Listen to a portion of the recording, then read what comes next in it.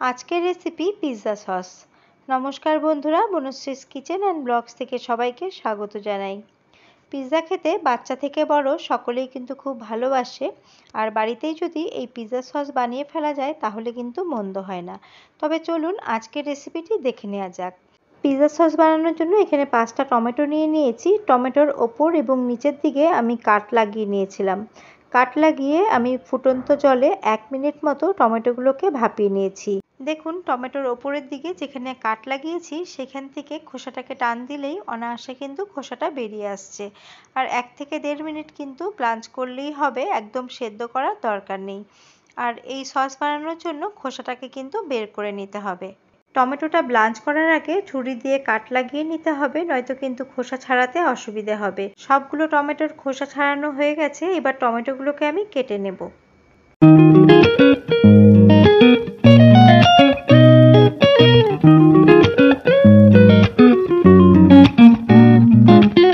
টমেটোগুলোকে আমি রাফলি চপ করে নিয়েছি।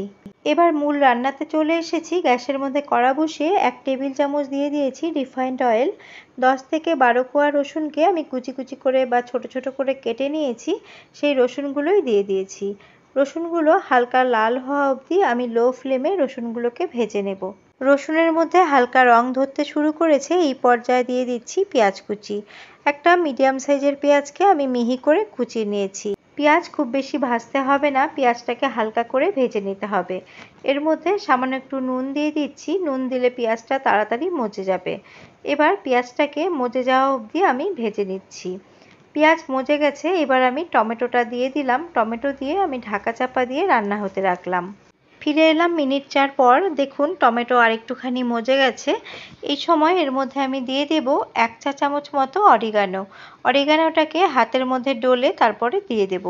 এতে কিন্তু খুব সুন্দর একটা ফ্লেভার হবে, একদম দোকানে যেরকম পিৎজা সস পাওয়া যায় ঠিক সেরকমই ফ্লেভার আসবে। অরিগানো দিয়ে সমস্তটা খুব ভালো করে আবারও মিশিয়ে নিচ্ছি। টমেটো যাতে খুব তাড়াতাড়ি নরম হয়ে যায় এবং খুব ভালো করে সেদ্ধ হয়ে যায় তার জন্য 1/4 কাপের মতো জল দিয়ে দিলাম।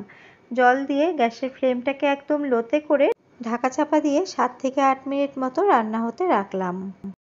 পুরনো বন্ধুরা আমার পাশে থাকার জন্য অসংখ্য ধন্যবাদ। আর নতুন বন্ধু যারা আমার চ্যানেলটিকে ভিজিট করেছেন, আমার ভিডিও ভালো লেগে থাকলে আমার চ্যানেলটিকে সাবস্ক্রাইব করার অনুরোধ রইল। এই যে দেখুন 7 থেকে 8 মিনিট পর ঢাকা খুললাম, আর টমেটো কিন্তু খুব ভালো করে সেদ্ধ হয়ে গেছে আর খুব সুন্দর একটা ফ্লেভারও বেরোচ্ছে। এবার এর মধ্যে দিয়ে দিচ্ছি 1/2 চা চামচ চিলি ফ্লেক্স। চিলি ফ্লেক্স আপনারা আপনাদের টেস্ট অনুযায়ী বা টমেটোর পরিমাণ হিসেবে বাড়িয়ে কমিয়ে দেবেন। সবটা ভালো করে মিশিয়ে নিচ্ছি। 1/2 চা চামচ চিনি দিয়ে দিচ্ছি, এতে ব্যালেন্স হবে আর খেতে কিন্তু সসটা খুব ভালো লাগবে। আর চিনি না দিলে কিন্তু এর আসল টেস্টটা আপনারা পাবেন না। চিনি দিয়ে সমস্তটা আমি আবারও ভালো করে মিশিয়ে নিচ্ছি। আর গ্যাসের ফ্লেমটাকে কিন্তু একদম লোতেই রেখেছি। আজকে আমি একটা পিৎজার জন্য এই পরিমাণ সস বানাচ্ছি, আপনারা কিন্তু বেশি পরিমাণে সস বানিয়ে ফ্রিজের মধ্যে স্টোর করেও রাখতে পারেন। এবার আমি সামান্য একটু গরম জল দিয়ে দিলাম, কেননা সসটা খুব বেশি ড্রাই মনে হচ্ছে। দিয়ে আবারও সমস্তটা খুব ভালো করে মিশিয়ে নিচ্ছি। আমার কিন্তু সসটা প্রায় রেডি হয়ে গেছে। অনেক বাচ্চারা টমেটো সস দিয়েই পিৎজা খেয়ে নেয়, কিন্তু আমার ঘরের বাচ্চা মানে আমার মেয়ে একদম পিৎজা সস ছাড়া কিন্তু পিৎজা খাবে না। আমি ঘরেই ওকে পিৎজা তৈরি করে দিই।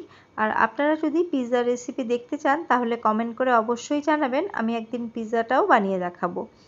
গ্যাসের ফ্লেমটাকে অফ করে দিয়ে আমি আরও কিছুটা দিয়ে দিলাম অরিগানো। অরিগানো দিয়ে সমস্তটা ভালো করে মিশিয়ে নিচ্ছি। পিৎজা সস বা ম্যারিনারা সস রেডি হয়ে গেছে। আপনারা অনেক দাম দিয়ে দোকান থেকে না কিনে ঘরেই কিন্তু এইভাবে পিৎজা সস বানিয়ে নিতে পারেন। এইভাবে পিৎজা সস বানিয়ে আপনারা ফ্রিজে 15 থেকে 20 দিন অবধি স্টোর করে রাখতে পারেন। আর রেসিপিটি আপনাদের কেমন লাগলো কমেন্ট করে জানাবেন। ভালো লেগে থাকলে একটি লাইক করবেন, আর বেশি ভালো লেগে থাকলে ফ্রেন্ডস অ্যান্ড ফ্যামিলির সাথে শেয়ার করার অনুরোধ রইল। অনেক দাম দিয়ে ডমিনোস থেকে বা পিৎজা হাট থেকে পিৎজা না কিনে আপনারা কিন্তু ঘরেই এই সস বানিয়ে একদম ডমিনোসের মতোই পিৎজা বানাতে পারবেন। নেক্সট টাইম আপনারা যদি বাচ্চাদের জন্য পিৎজা বানান তাহলে এই সস দিয়ে বাচ্চাদের পিৎজাটা সার্ভ করবেন।